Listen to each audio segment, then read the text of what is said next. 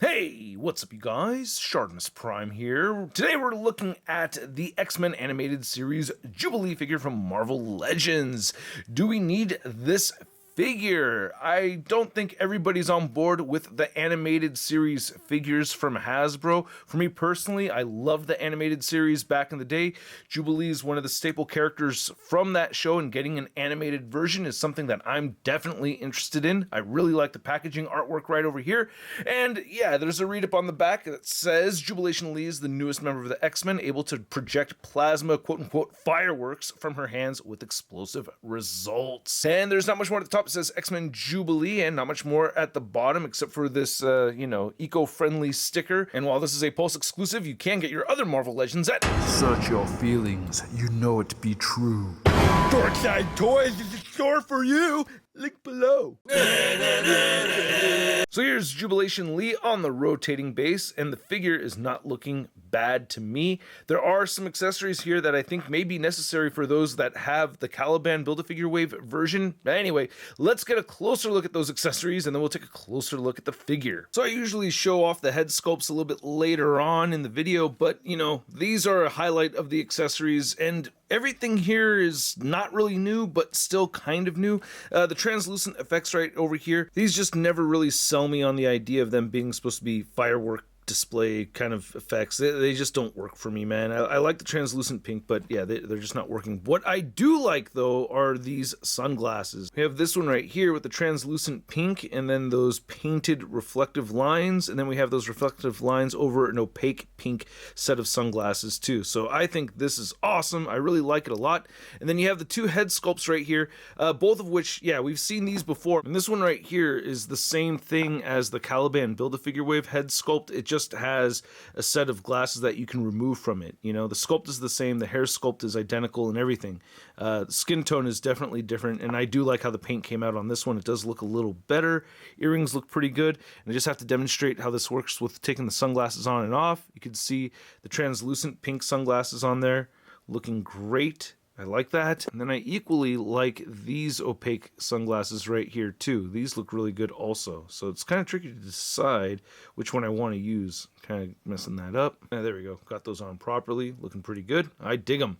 And then this head sculpt right here is just the same thing as the Build-A-Figure Jubilee head sculpt. Of course, different paint apps right there, and it does look really good. I like it. It looks really nice and clean. I didn't know Jubilee had amber color eyes, but hey, looks good. And just a side note, my Caliban Jubilee head with the bubble gum right here snapped. So if anyone has an extra one of these that they're down to sell, let me know. I'll buy it off you. I really do like the color scheme on this figure. It's not as bright and vibrant as the Caliban Wave version, and I'll show some comparisons in a minute, but you can see the cell shading right here is a little bit on the random side, I guess. I don't know. I feel like Hasbro doesn't really do the very best job at the cell shading. I guess they're pretty new to it and figuring it out. You can see some of it on the gloves right over there and on the arms and the way it runs down. There is a little bit on the inside of her jacket. I feel like they could have added some of that paint to the trench coat. It looks like the trench coat doesn't have any of that cell shading paint at all, except for the arms, of course. And you can see on the left side, inside that shirt right there, you get the darker red. Right side right there has a darker blue.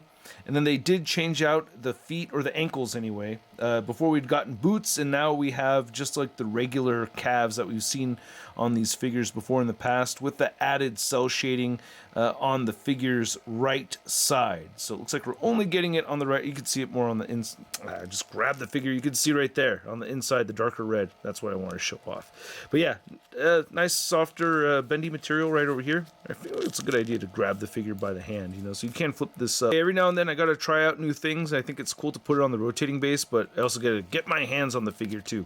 So I wanted to dedicate this articulation to just plain Steve. I know it's a re-release figure, but you could move the head all the way up right there, and it will move down, shift forward and back like a pile driver, turn side to side, and good head pivoting. Shoulders move up and above the 90-degree mark right there, move in all the way, turn all the way. You get a single jointed elbow, and then you get rotation at the elbow, then the wrist turns side to side, and on the left side only you get the horizontal hinge, which I don't like using for fireworks effects. It's easier using the vertical hinge that we have on the right side, so I wish they both had vertical hinges. It was the same thing on the last version. Anyway, diaphragm joint, diaphragm pivot, crunches forward a tiny bit, and then crunches back more so. Waist cut right there as well. And then the legs will move outward that far. She'll kick forward that far, not back much, especially because of the trench coat. You get the upper thigh cut, cleverly placed right there with the Daisy Dukes. And then you get the double jointed knees, and then you get the calf rotation, and then the ankles do move down. They do move up, and she has beautiful ankle pivot. Now to measure out this Jubilation figure, you can see that she is standing just under 6 inches tall. And for your Hasbro Marvel Legends Jubilee figure comparison, you can see we have the Build-A-Figure Vampire Jubilee, and then here's the Caliban Wave Jubilee figure with the newer head sculpt on there. So I just swapped the head already for you guys, just in case you wanted to pick up this new figure for the head sculpt and plop it on this figure right over here, because I do prefer the brighter, vibrant, more comic accurate colors on this one, but I also really like this too.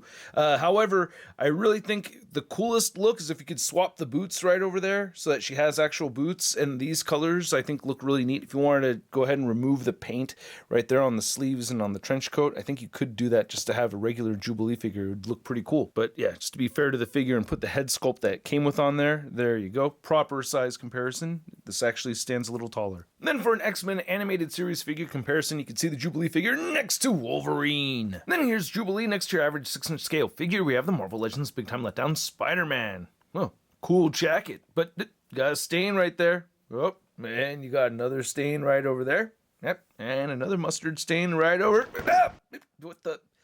Is that supposed to hurt or something? Ah! So I hope you guys enjoyed this video. If you did, show some love to the channel by simply clicking that like button. And if you're new here, hit that subscribe button as well as the notification bell. I hope you guys like the changes. If you do so, come back for more. And a big thank you to all these people that support this content. If you're interested, click that join button down below. And this figure is, again, a specific figure for those who are interested in having a collection of figures from the X-Men animated series. So I just have to mention that one more time because I think that's a big factor in how you want to rate these figures, or how I want to rate this figure and these re-released figures, you know, because they're mostly repaints, but we did get new cool stuff over here. I gotta say, I am personally really happy with the head sculpt having the removable glasses and getting the variation of the translucent and opaque glasses for the figure, so that makes me really happy. Not a lot of new stuff going on though. I mean, like, there's really actually nothing newly sculpted here with this piece, and I'm not a big fan of those effect pieces for fireworks. It just doesn't work for me, you know? So yeah, there are the downsides to it, but at the same time, I know this is a novelty piece specific for one type of a franchise, and for that I am happy to have it. Not the price point of around 25 to 30 bucks, which is a bit on the high side, man. I'm gonna give this figure a sud rating of, It's not too bad. and I'd like to know what you guys think, so please let me know in the comment section right down below. If you want to see the latest in Marvel news, you can find it all over at marvelousnews.com. And if you want to stay in touch with me on social media, you can find me on Instagram, Twitter, Twitch, TikTok, and on Whatnot, where you can see me auctioning figures every Thursday night at 6 p.m. And I will catch you guys later. Peace! That's crispy.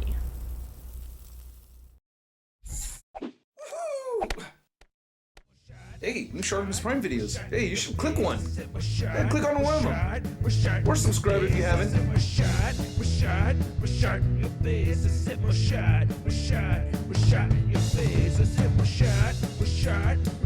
Your face.